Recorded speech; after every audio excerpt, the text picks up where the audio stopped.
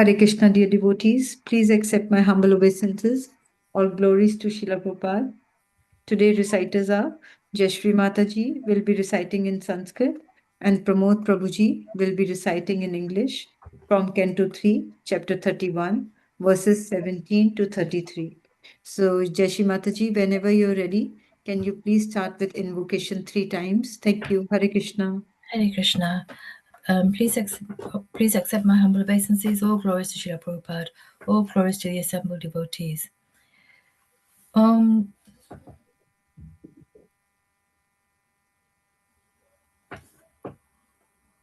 Namo Bhagavate Vasudevaya. Om Namo Bhagavate Vasudevaya. Om Namo Bhagavate Vasudevaya. Srimad Bhagavatam Canto 3, Chapter 31. The movements of the living entities. Text 17. Dehanya vivare chakaratina shruk vinmutra kupa patito vrishatapta deha ichanito vivasitam kanayan swamasan nirvasyate kripanatir bhagavan katanu.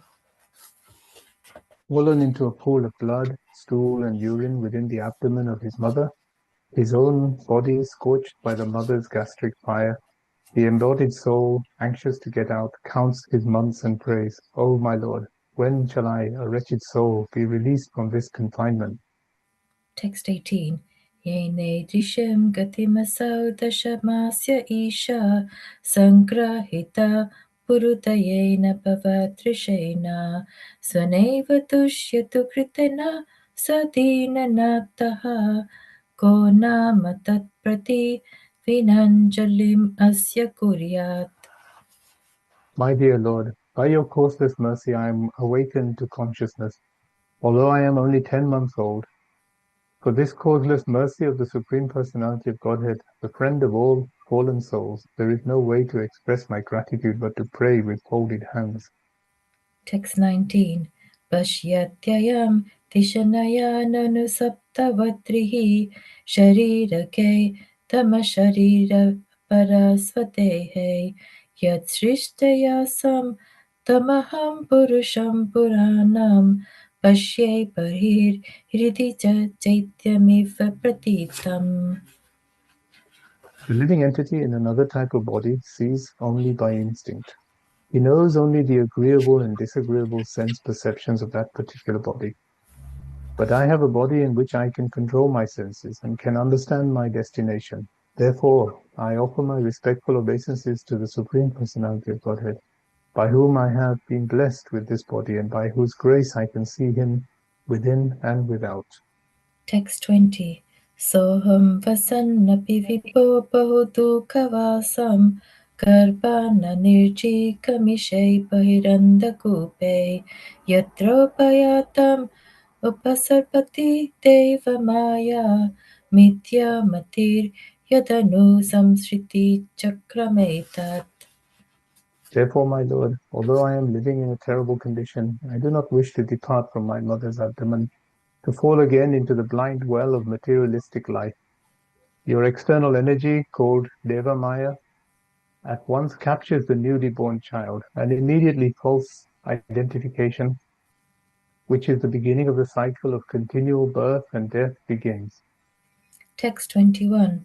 Tasmataham vikata viklava uttarishya atma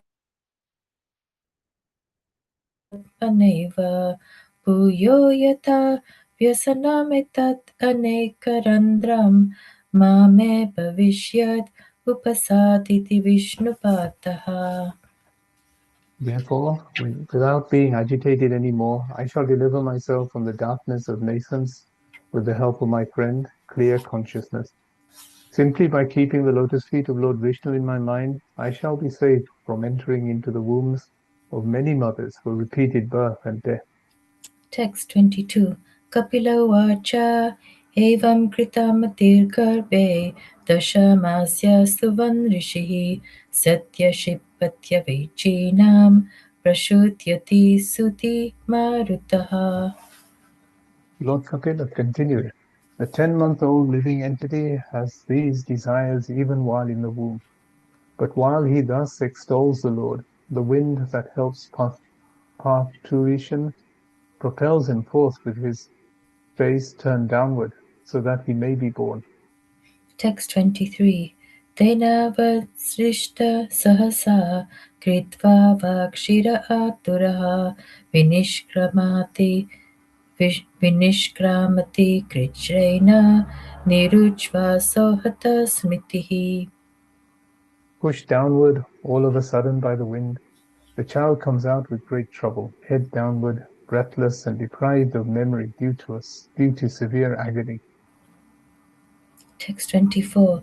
Patito pufyashrin mishraha vishtabur iva chestate roruyati kategnane viparitam gatim gataha. The child thus falls on the ground, smeared with stool and blood, and plays just like a worm germinated from the stool. He loses his superior knowledge and cries under the spell of Maya. Text 25. Parachandam na vidusha pushyamano janaina saha anapipretam apannaha pratyagyatum anishvaraha. After coming out of the abdomen, the child is given to the care of persons who are unable to understand what he wants, and thus he is nursed by such persons. Unable to refuse whatever is given to him, he falls into undesirable circumstances. Text 26. Shayito shuchi paryanke jantu sveta jatushite nisha kanduyane nagnam asanotana chestane. Laid down on a foul bed infested with sweat and germs, the poor child is incapable of scratching his body to get relief from his itching sensation, to say nothing of sitting up, standing, or even moving. Text 27. Tudantyama tvacham tamsha mashaka matkunatayaha rudantam vikatagnanam krimaya krimikam yata. In his helpless condition, gnats, mosquitoes, bugs, and other germs bite the baby, whose skin is tender, just as smaller worms bite a big worm. The child, deprived of his wisdom, cries bitterly. Text 28. Ityevam sheshavam bhuktva dukham pokandameva cha alapta pipsito gnanat ittamanyushitarpitaha. In this way, the child passes through his childhood, suffering different kinds of distress and attains boyhood. In boyhood also he suffers pain over desires to get things he can never achieve, and thus, due to ignorance, he becomes angry and sorry. Text 29. Sahatehena manena vartamanena manyuna karoti vigraham kami kamishvantaya chatmanaha. But the growth of the body, the living entity, in order to vanquish his soul, increases his false prestige and anger, and thereby creates enmity towards similarly lusty people. Text 30. Bhute panchapir arabte tehe te yupato sakrut aham mametya satgraha karoti kumatir matim.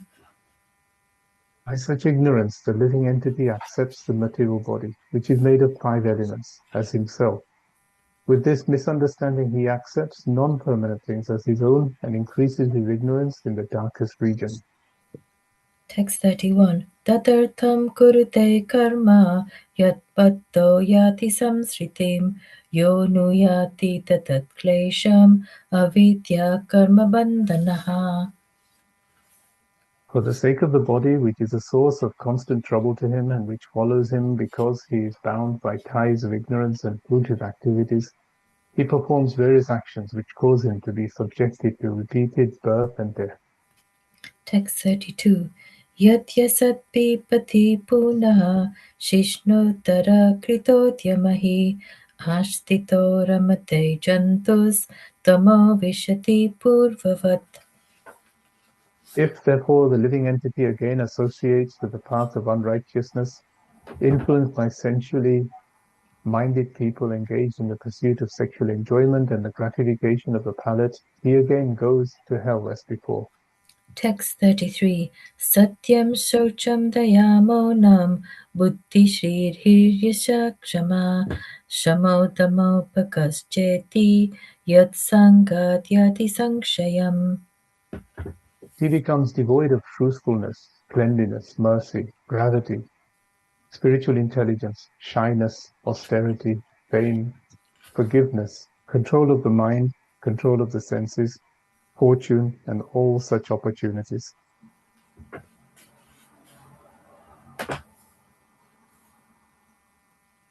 Thank you, Jai Shri Mataji and Pramod Prabhuji, for the very nice recitation. Thank you so much. Hare Krishna. Hare Krishna. Hare Krishna. Hare Krishna, everyone. Thank you so much, Mataji Prabhuji, for your wonderful recitation. So let's please join me in invocation and then the Mangalacharan. Om Namo Bhagavate Vasudevaya. Om Namo Bhagavate Vasudevaya. Om Namo Bhagavate Vasudevaya.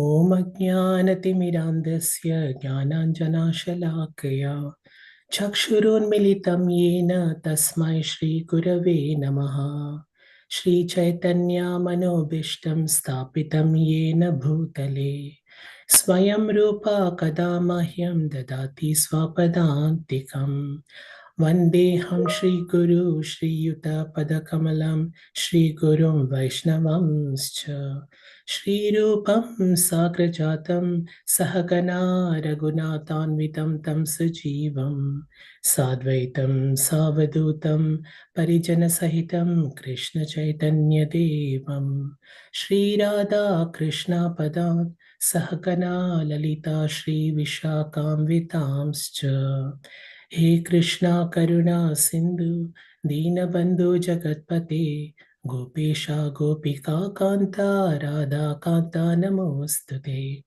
Tapta Kanchana Gaurangi Radhe Vrindavaneshwari Rishabhanu Sute Devi Pranamami Hari Priye Vanchakalpatarubhyascha Kripa Sindhubhya Evacha Patitanam Pavanebhyo Vaishnavebhyo Namo Namaha Nama Om Vishnupadaya Krishna Presthaya Bhutale Srimate Bhakti Vedanta Swamin Iti Namine Namaste Saraswati Deve Gauravani Pracharine Nirvishesha Shunyavadi Pashyata Deshatarine Jai Shri Krishna Chaitanya Prabhu Nityananda Shri Advaita Gadadara Shivasadi Gaura Bhakta Vrinda Hare Krishna, Krishna Krishna, Hare Hare, Hare Rama, Rama Rama, Hare Hare, Hare Krishna, Krishna Krishna, Hare Hare, Hare Rama, Rama Rama, Hare Hare, Hare Krishna, Krishna Krishna, Hare Hare.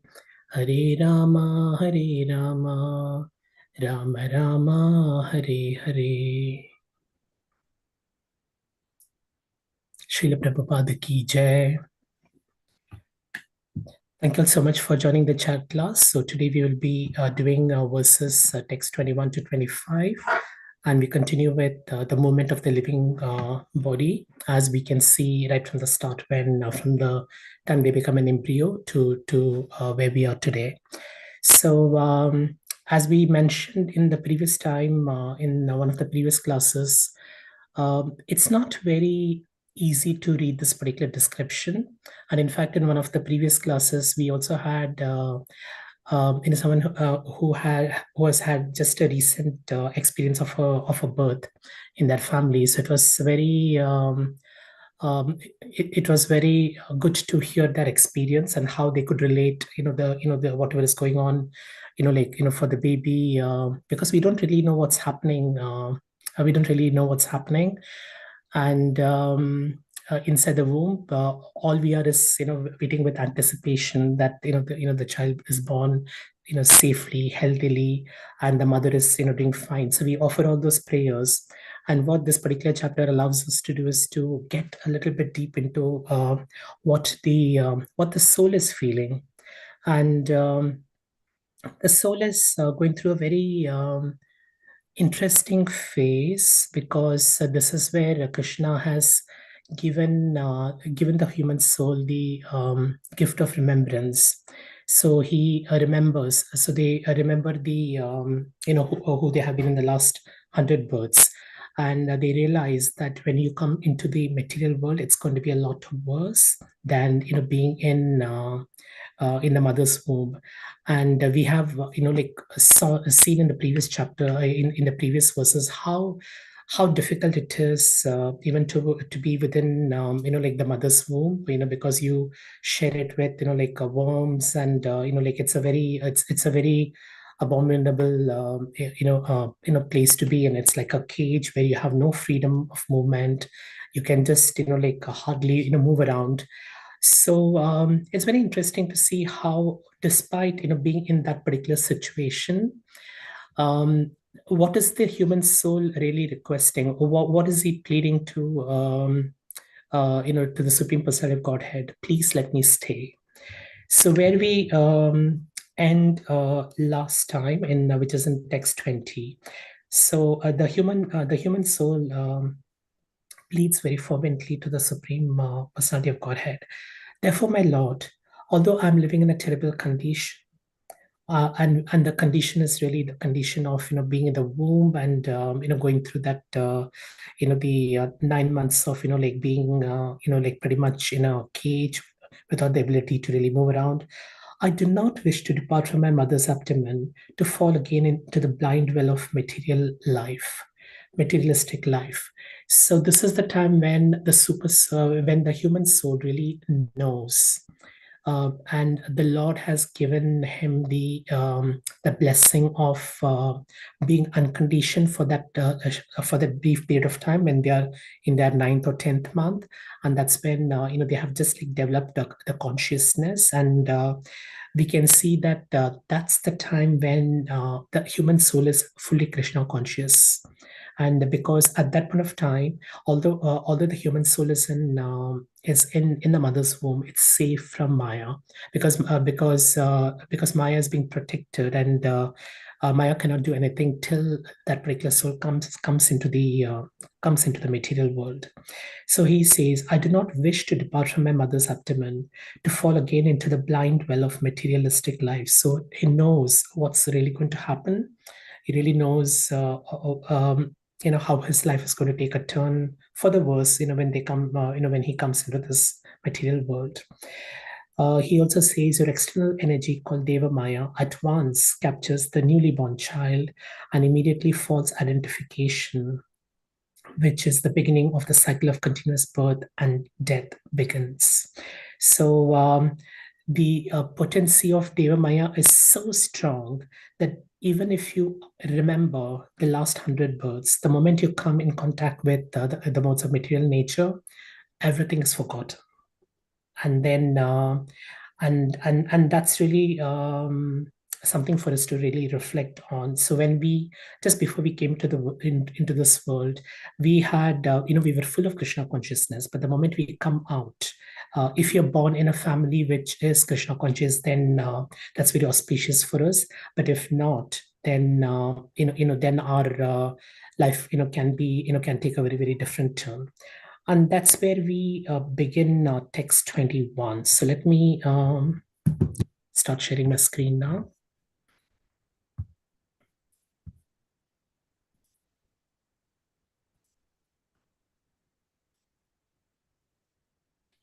So I hope you're able to see this. So what I'll do is I'll read the Sanskrit, and then I'll request volunteers if you can, read the translation and the purport once we come there. So this is text 21. Tasmadaham vikata vilkapa uddirishya atmanamashu tamasa sukridatmaneva Bhuyo yata vyasane mathe dane karandram mame bhavishya dupasadita vishnupadaha. So that's text 21. So would somebody like to read the translation and the purport? The purport is a little long for this one. Hare Krishna Prabhuji, can I please read? Yes, Mataji. Thank you, Hare Krishna. Hare Krishna. Therefore, without being agitated anymore, I shall deliver myself from the darkness of nations with the help of my friend, clear consciousness. Simply by keeping the lotus feet of Lord Vishnu in my mind, I shall be saved from entering into the wombs of many mothers for repeated birth and death. Purport by Srila Prabhupada ki jai, all goes to Srila Prabhupada. The miseries of material existence begin from the very day when the spirit soul takes shelter in the ovum and sperm of the mother and father. They continue after he is born from the womb, and then they are further prolonged. We do not know where the suffering ends. It does not end, however, by once changing his body. The change of body is taking place at every moment, but that does not mean that we are improving from the fetal condition of life to a more uh, comfortable condition. The best thing, therefore, is to dwell Krishna consciousness. Here it is stated, Upsadita Vishnu Padaha. This means the realization of Krishna consciousness. One who is intelligent by the grace of the Lord and dwells Krishna consciousness is successful in his life, because simply by keeping himself in Krishna consciousness, he will be saved from the repetition of birth and death. The child prays that it is better to remain within the womb of darkness and be constantly absorbed in Krishna consciousness than to get out and again fall a victim to the illusory energy. The illusory energy acts within the abdomen as well as outside the abdomen. But the trick is that one should remain Krishna conscious, and then the effect of such a horrible condition cannot act unfavorably upon him. In Bhagavad Gita, it is said that one's intelligence is his friend, and the same intelligence can also be his enemy. Here also, the same idea is repeated. Suhid Atmaneva, friendly intelligence. Absorption of intelligence in the personal service of Krishna and full consciousness of Krishna always are the path of self realization and liberation.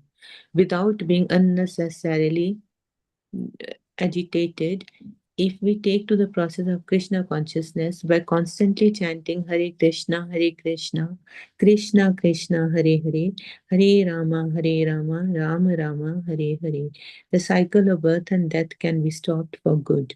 It may be questioned herein how the child can be fully Krishna conscious within the womb of the mother without any paraphernalia with which to execute Krishna consciousness. It is not necessary to arrange for paraphernalia to worship the Supreme Personality of Godhead Vishnu. The child wants to remain within the abdomen of his mother and at the same time wants to become free from the clutches of Maya.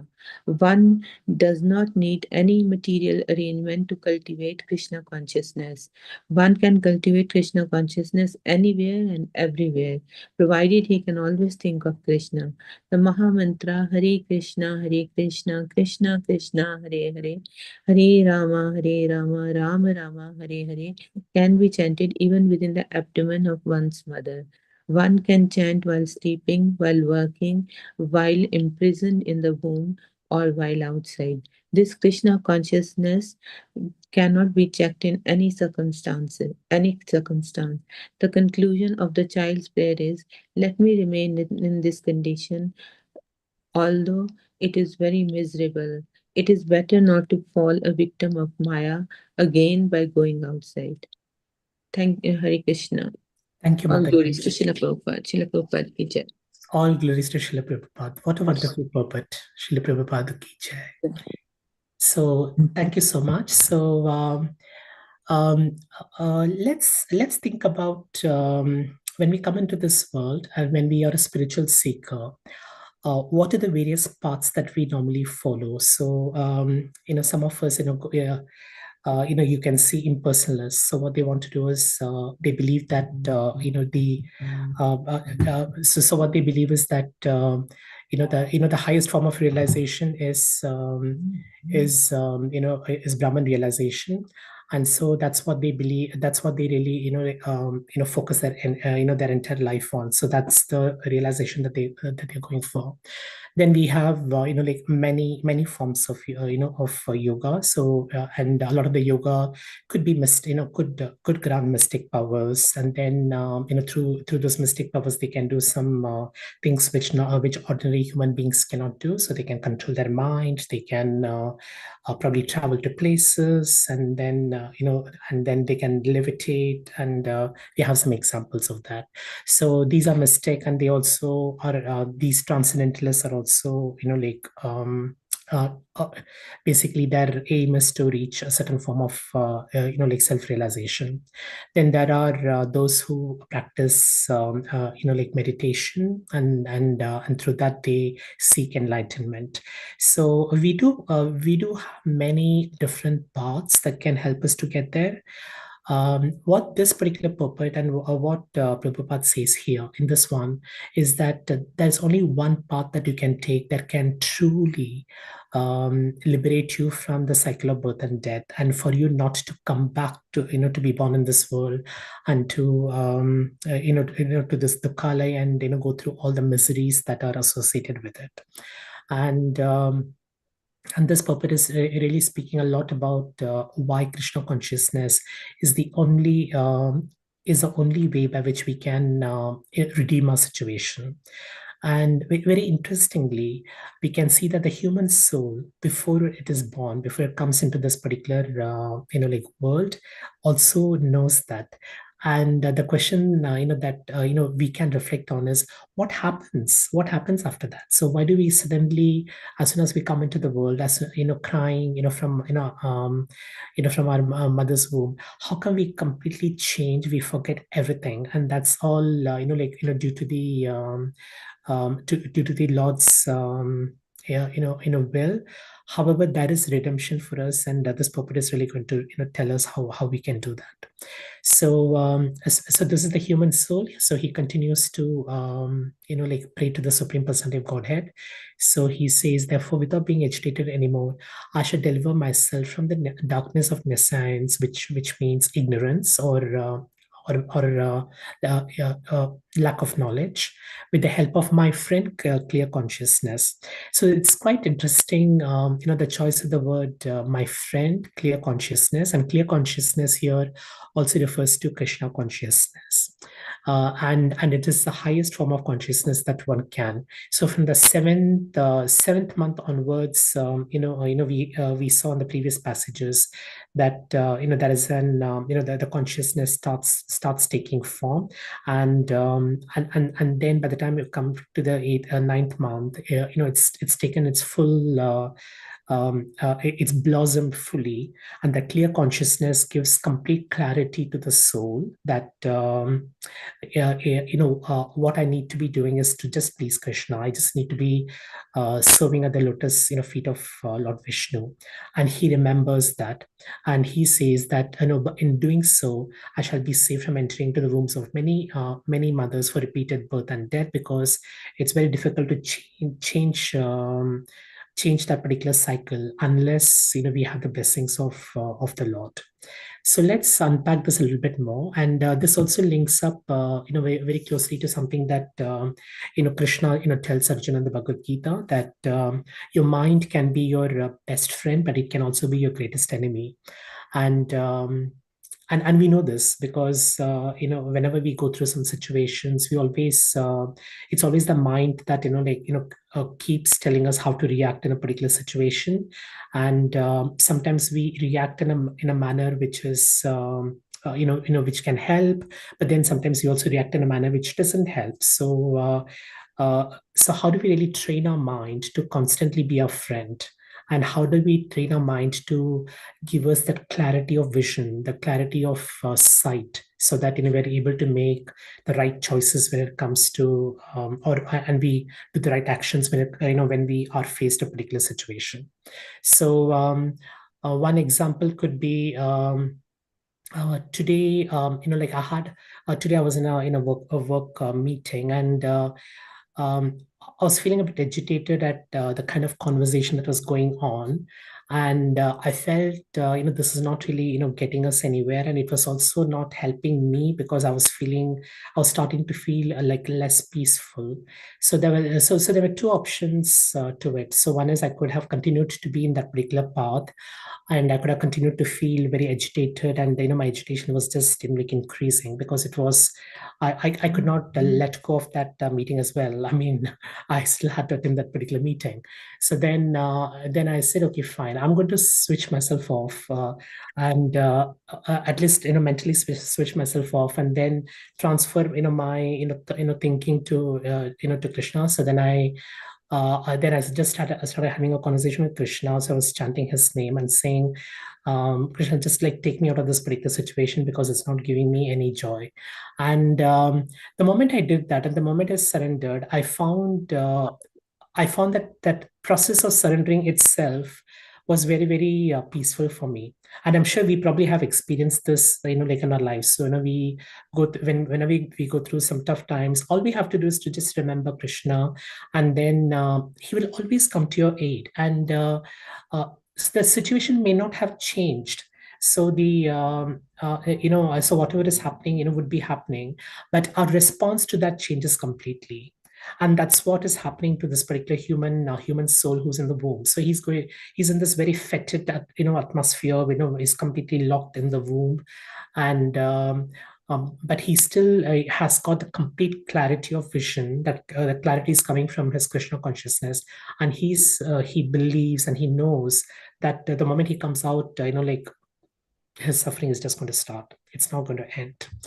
And that's what Prabhupada's purport here is. So as we go along, so what Prabhupada says is that the miseries of material existence, it begins when the spirit soul takes shelter in the ovum. That's right at the start, in the beginning of the chapter itself, and then that continues after they are born. And changing one's body does not really change that. And the change of body is and Prabhupada says here that the change of body is taking place at every moment, but that doesn't mean that we are improving from the fetal condition to a more comfortable position. And the human soul knows this very, very clearly. He says that even by going out, I know that I'm not going to be in a better place. So the best thing is to develop Krishna consciousness, and there is a very nice term here.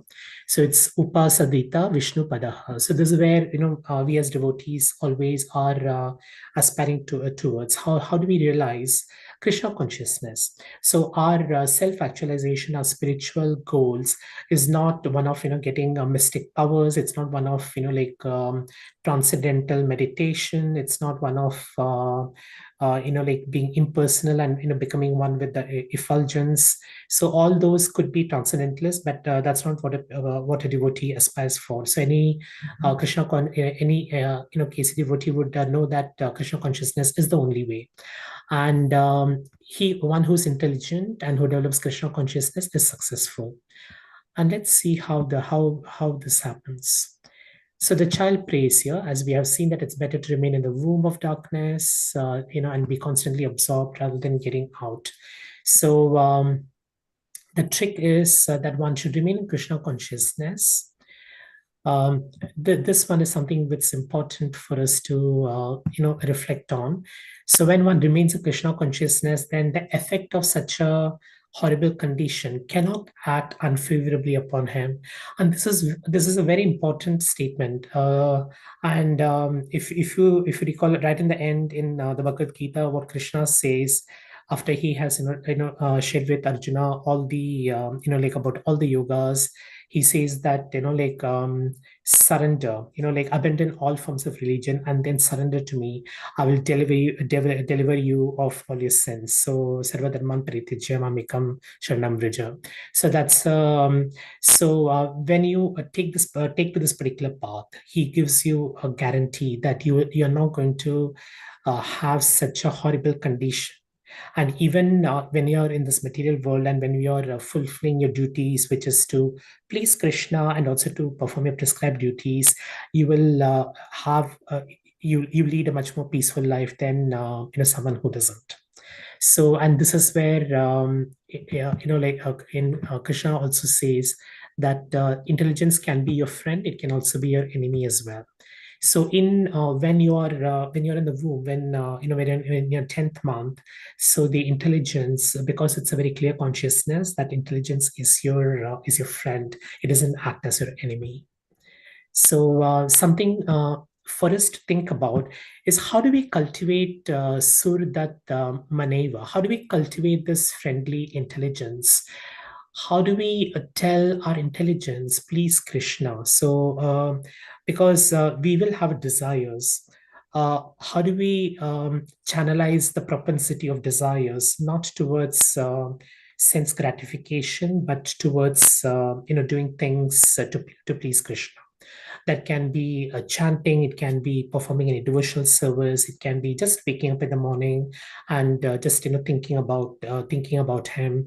It's about attending the Rath Yatra, because there is there are so many Rath Yatras that's going on. So it's really about all those activities. It's about singing, kirtans. There are many ways by which you can demonstrate and show your clarity of Krishna consciousness. And when you do that, then you are surely on the path of self-realization and liberation. And as we go on, so there is a question that could be in our doubt. So how can a child be fully Krishna consciousness? And then also the question on our mind is, a child is born in any part of the world. A child is born in the US, in Australia, in Japan, in Africa, in Argentina, in so many places.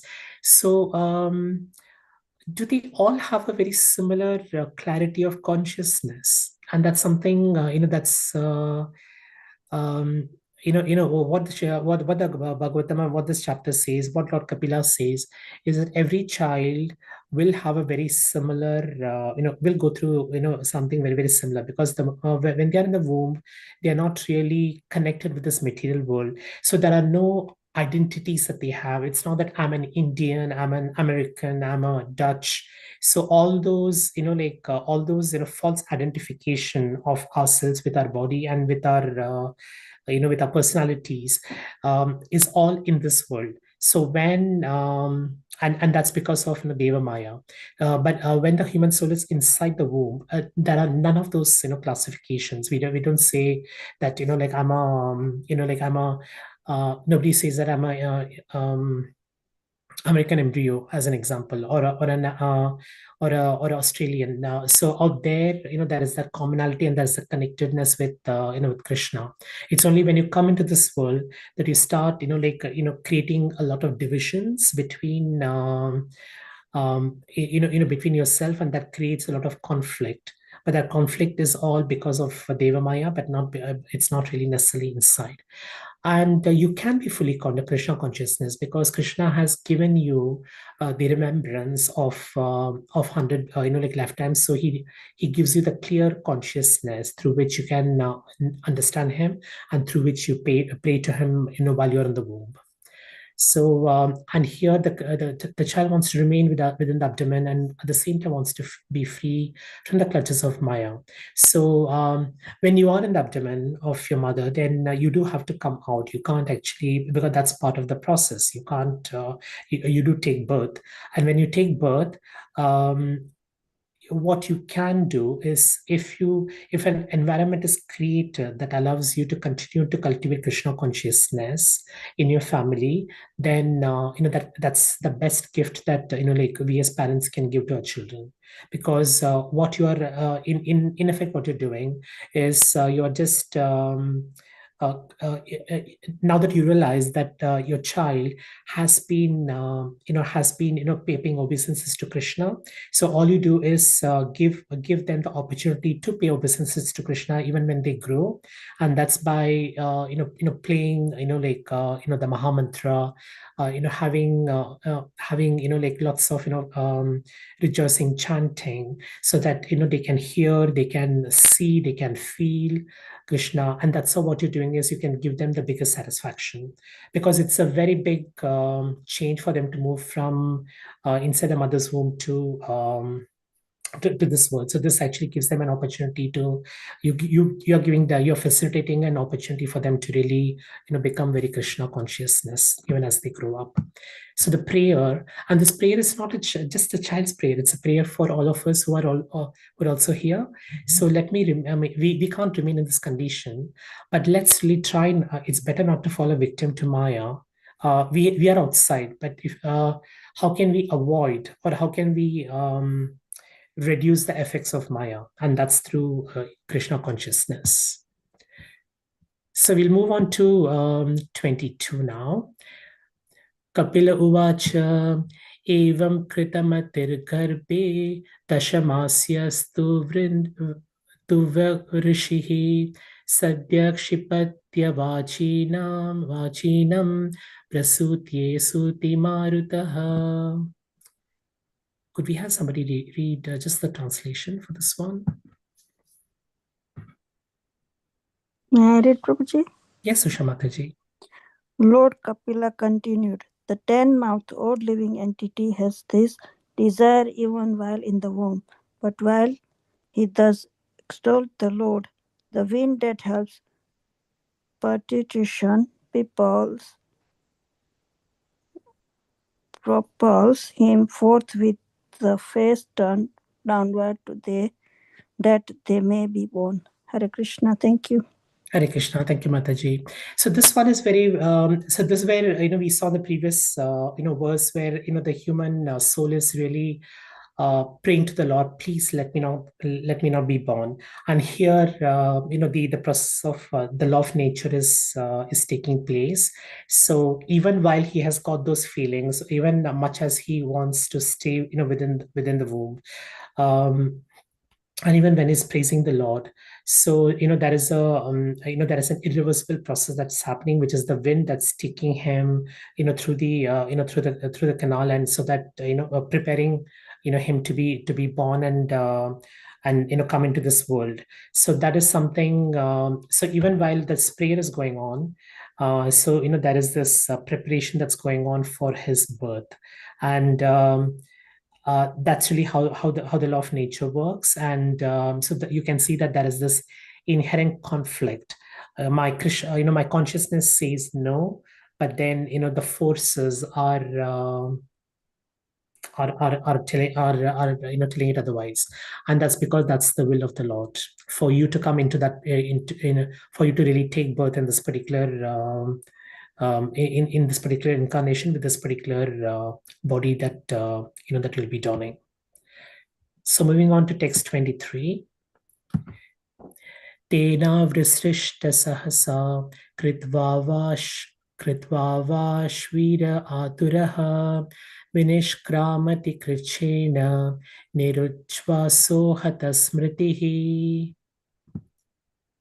Would somebody like to read this? Hare Krishna, Prabhuji. Can I read? Can I read? So who's that? Was it Indira Mataji? Yes, Prabhuji. Yes, That was Indira me. Mataji. Please go ahead. Thank you. Push downwards, all of a sudden, by the wind, the child comes out with great trouble, head downward, breathless and deprived of memory due to severe agony. Purport. The word Krichrena means with great difficulty. When the child comes out of the abdomen through the narrow passage, due to the pressure there the breathing system completely stops, and due to agony, the child loses his memory. Sometimes the trouble is so severe that the child comes out dead and almost dead, or almost dead. One can imagine what the pangs of birth are like.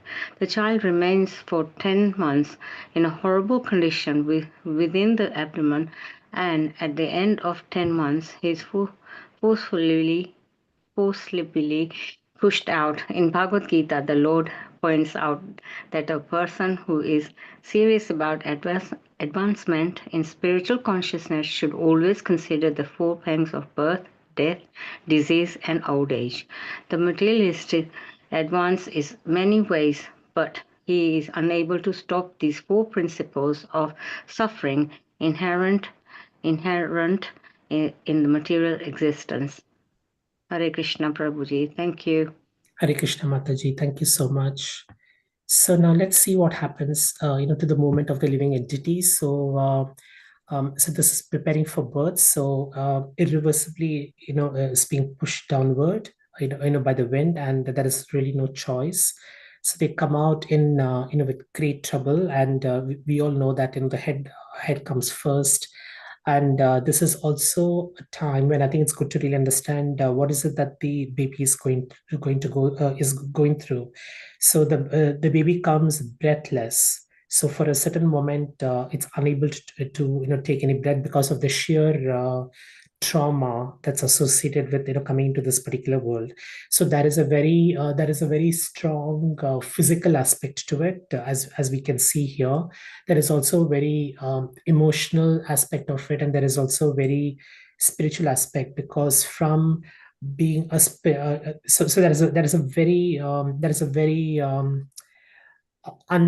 inconceivable transformation that is going on, a transition that's going on, unlike anything that we know.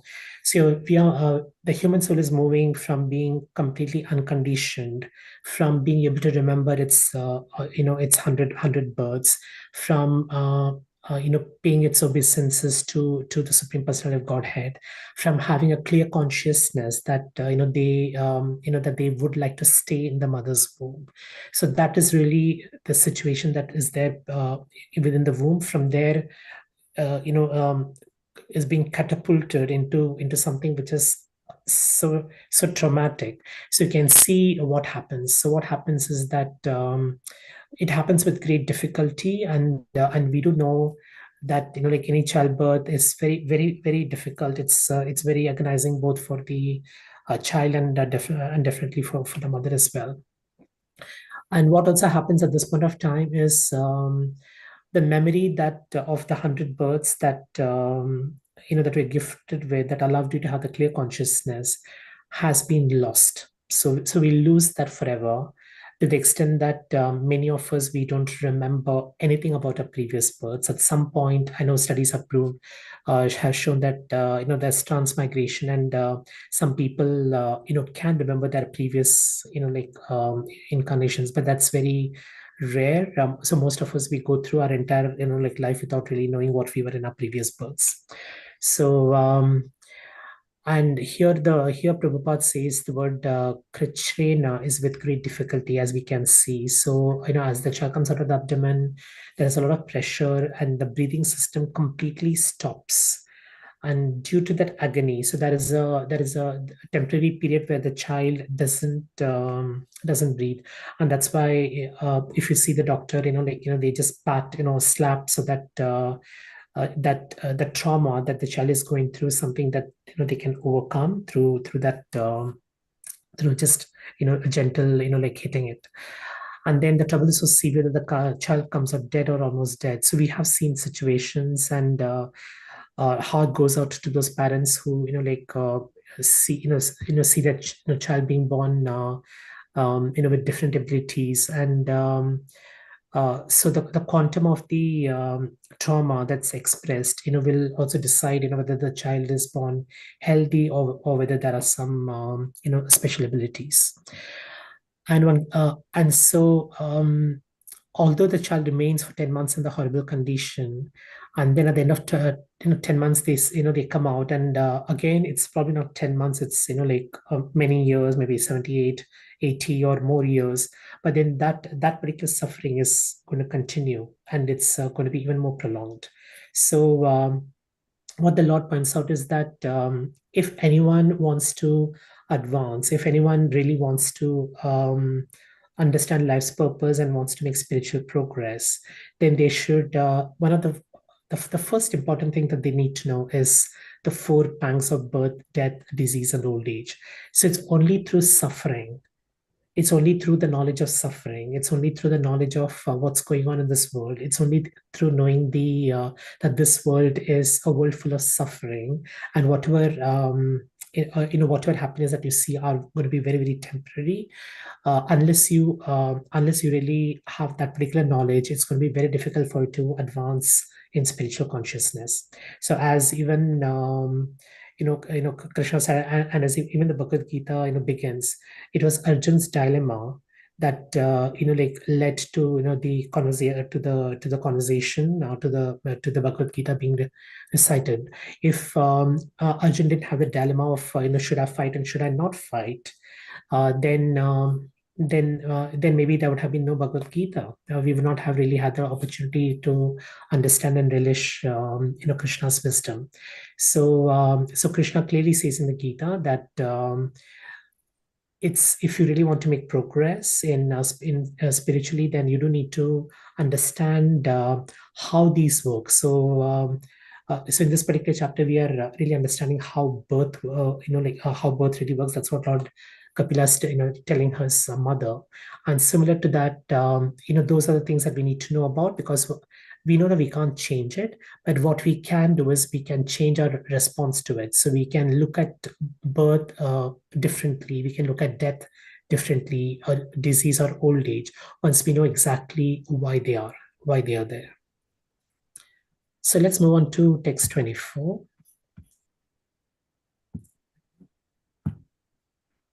Patito bhuvyasrit Vishta bhuriva cheshtate Ruruyati gate jnane Viparitam gatim gataha. Would somebody like to read this?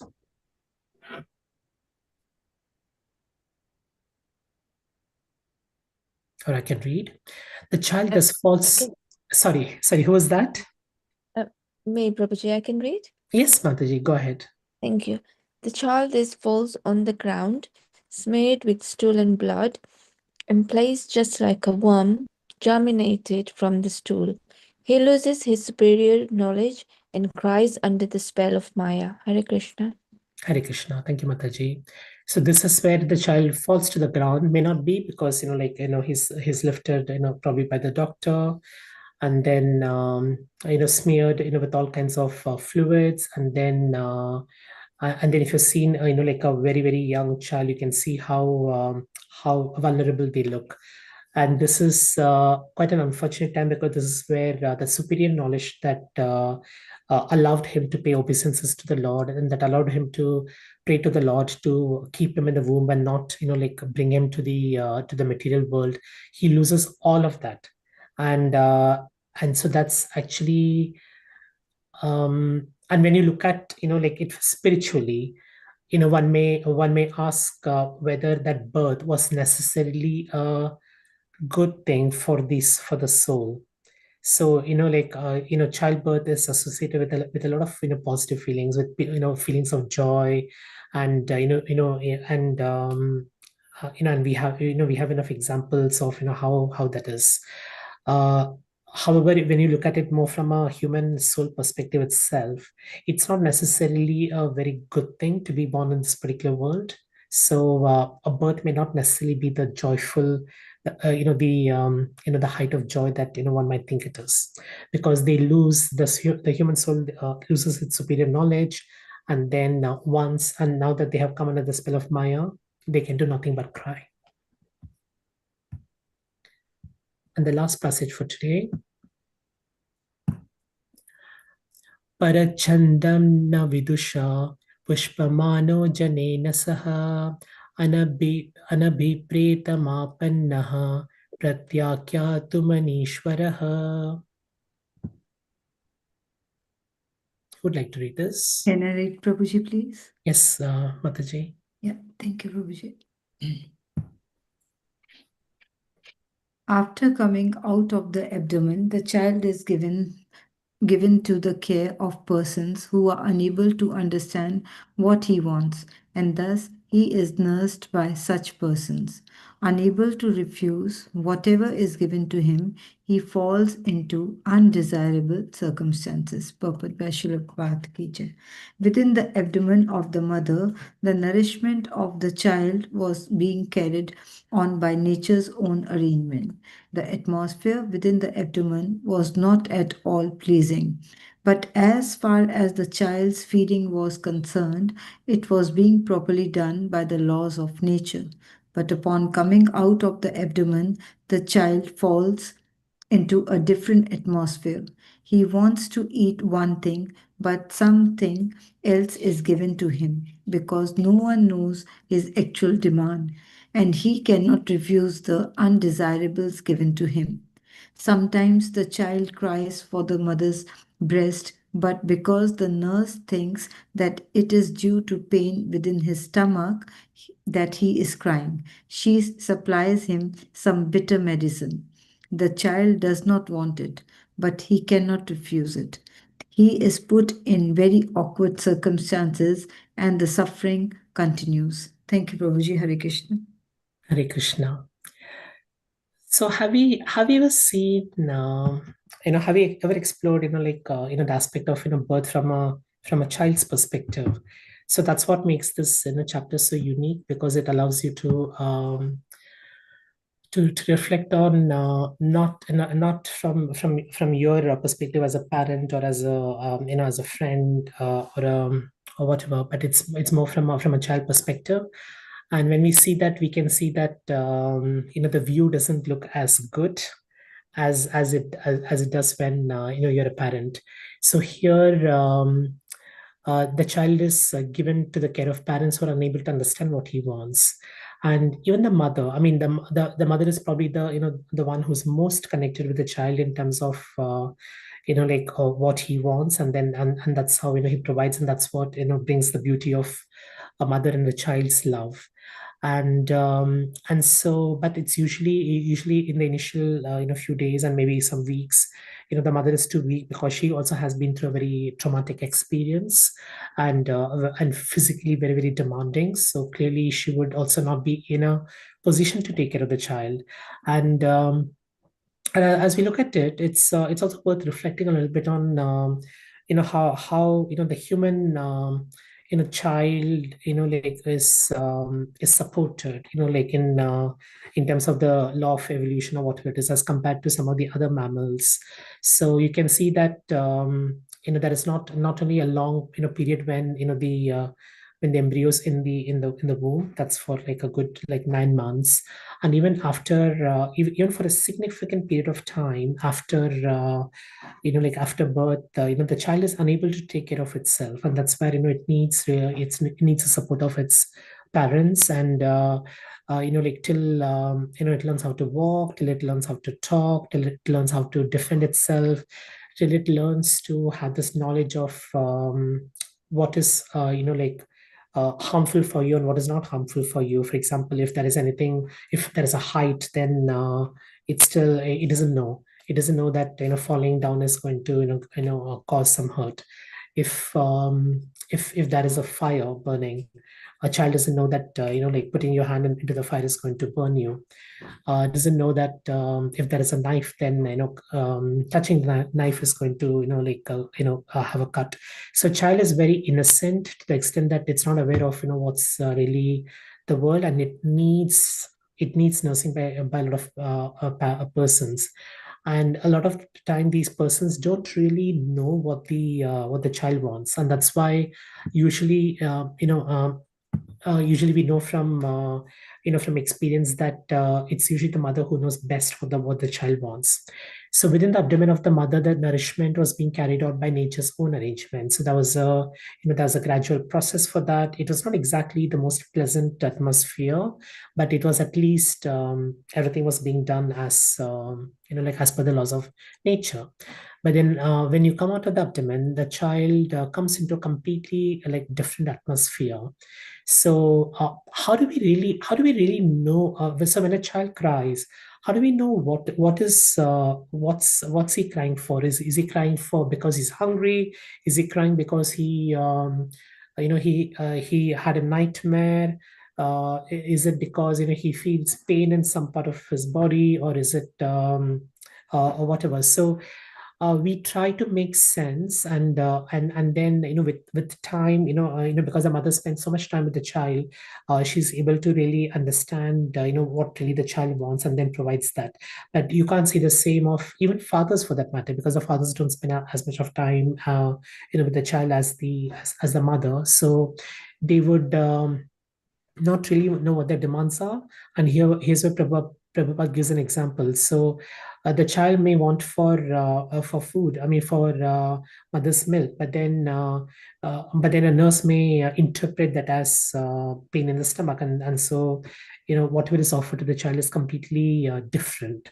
So where we leave off this particular chapter is the suffering continues. So very quickly to recap, what we covered today was that we continued the journey of the movement of the living entities. So where we left off last was about the human soul having clear consciousness. All his body parts are fully well developed: the hands, the legs, the head, and bone, etc. So everything is fully developed, and now he's having this consciousness. And through the consciousness, he gets full clarity about what he was in his previous births. And then he knows that although the situation within the mother's womb is not the best of places, but he knows that going out is going to make things even more worse, because he's going to get caught under Deva Maya. So he prays to the Lord, and he says, "Let me really pray and be at your lotus feet, and do not allow me to really get into this world." But then the law of nature requires the wind to push him down, whether he likes it or not. So there is no choice that he has, but he goes through the channel, and then he comes out. And when he comes out, he's smeared in all kinds of fluids, and then and that's a very traumatic experience, definitely for the mother, but definitely for the child, because the child is moving from having complete clarity, having full knowledge, and having this ability to know that his um, his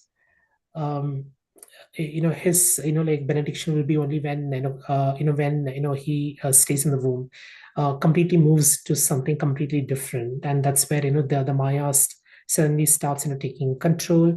And then when that trauma happens, there is this momentary loss of breath, and there is this momentary great agony, which can result in a child either being born like healthily, or not so. And then when the child is born, because it's a completely new atmosphere, so it's very strange, unfamiliar surroundings, and the people who are there to take care of him, they don't really always understand his demands. And so they may give him something which is not really what he's looking for, but then he's not in a position to really say anything, because he has to go with what we are offered.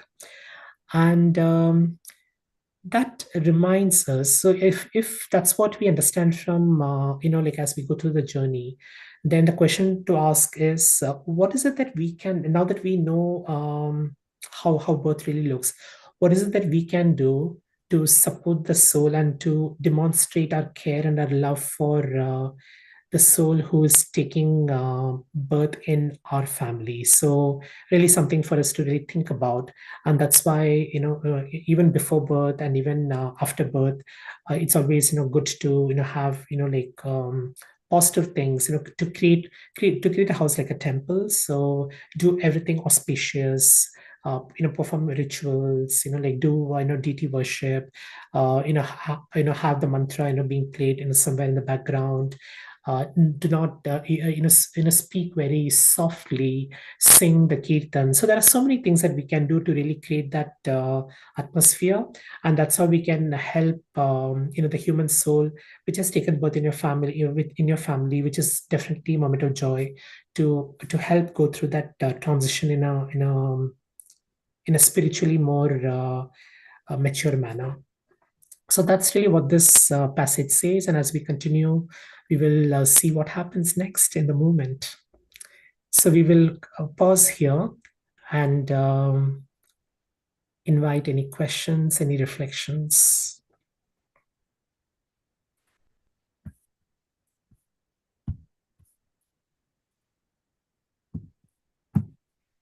Anyone at all? Any questions?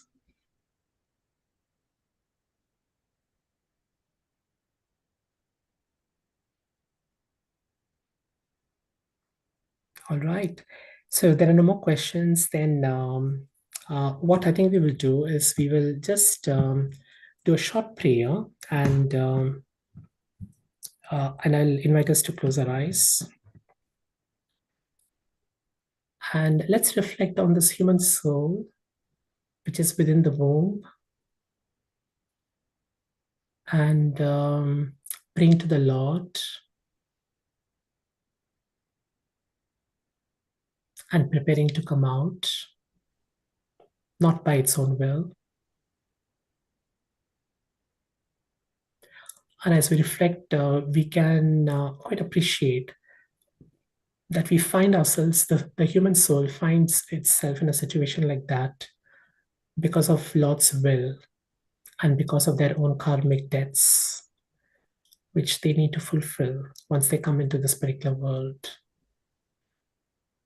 And as we who experience this particular birth know that this is what is going on for the human soul, how can we demonstrate the love and care that we can for this particular human soul who comes into our family? What is it that we can do? So let's really pray that can we have the same clarity of consciousness as the human soul has in the womb? And even if it gets diluted, can we keep reminding ourselves that our one and only goal in this world, in this lifetime, in every lifetime, is to please Krishna? So we have started this journey in whatever incarnation, whatever lifetime we have been, but let's continue to make that progress. Let's really not just do it's a marathon for us to go back to Godhead, but can we make faster sprints in this particular lifetime now that we have a better understanding of what it means to be born in this world, and use that knowledge to also help shape wherever births are going on, like in our relatives and in our own families, and really try to create that atmosphere whereby Krishna consciousness is always prevalent, is always there. And that's the best gift you could give to any child that comes into this world. Because as we understand what's the trauma that the child goes through, the best gift that we could give them is not just toys. Yes, of course, you can buy toys and give to the child. The more important thing to do is to give them the gift of Krishna consciousness. And as we do this, let's also think of our own spiritual journeys, think of where we are. And there are times when our consciousness may also be diluted, it may become unclear. So let's really pray to the Supreme Personality of Godhead. We are not inside the womb, but we are in the womb of Maya. So please save us from this. Help us to stay steadfast on the path of bhakti. Help us to serve you. And when we have that sincere desire, He is going to help us. He is going to deliver us. Sarva dharman parityajya mamekam sharanam vraja aham tvam sarva papebhyo shishami ma shuchaha.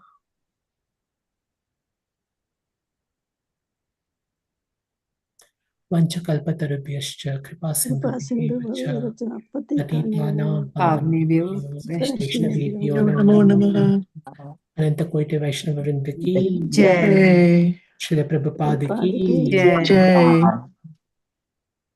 Thank you, Prabhuji, for the very nice class. Thank you, Mataji. Prabhuji. Hare Krishna. Thank you, Prabhuji, again for the excellent class. Hare Krishna. Thank you, Hare Prabhuji. Krishna. Thank you so Hare much. Krishna. Hare Krishna. Have a wonderful evening. Hare Krishna. Hare Krishna. You too. Hare Krishna. Thank you so much, Prabhuji. Hare Krishna.